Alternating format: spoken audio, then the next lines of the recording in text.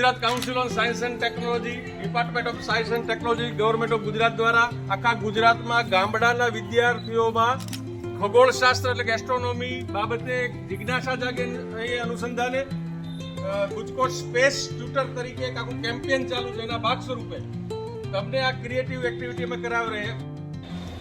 સૂર્યગ્રહણ કેવી રીતે થાય છે, ચંદ્રગ્રહણ કેવી રીતે થાય છે, પરિક્રમણ કોને કહેવાય, પરિભ્રમણ કોને કહેવાય, કોણ ગ્રહો છે, એની શું કાર્યભૂમિ છે, આપણું સૂર્યમંડળ, આ બધું સમજવા માટે આ એક સરસ મજાની પ્રવૃત્તિ છે. આ પ્રવૃત્તિ એટલા માટે કરાવીએ છીએ કે તમને સ્પેસ સાયન્સ અને એસ્ટ્રોનોમી ઉપર એક જિજ્ઞાસા જાગે, તમારી ઉત્સુકતા જાગે અને તમે સરળતાથી આ બધાને પરિભ્રમણ પણ કરવાનું છે, પરિક્રમણ પણ કરવાનું છે. એની સાથોસાથ તમારે સમજવાનું છે કે દિવસ રાત શું કામ થાય છે, ચંદ્રગ્રહણ શું કામ થાય છે, સૂર્યગ્રહણ શું કામ થાય છે, પરિભ્રમણ કોને કહેવાય, પરિક્રમણ કોને કહેવાય, આ બધું તમારે સમજવા માટેની પ્રવૃત્તિ રમવી છે ને બધાને.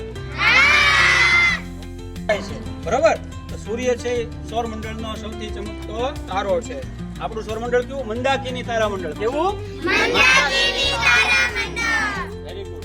તો સૂર્યથી સૌથી નજીકનો ગ્રહ કોણ? બુધ. બાજુમાં ભરી જાય.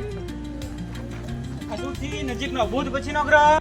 ને આખું સૌરમંડળ યાદ રહી ગયું. પહેલો અક્ષર યાદ રાખી લેવાનો. સમજાઈ ગયું?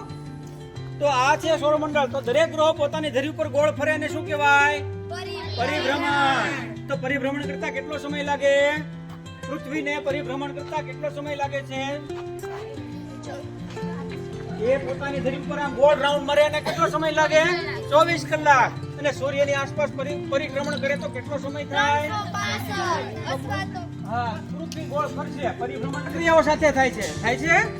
આમાં શું થાય? દિવસ ફરે અને જ્યારે પોતાની ધરી ઉપર આવે ત્યારે 1 વર્ષ થઈ ગયું. તો પરિભ્રમણ અને પરિક્રમણ બંને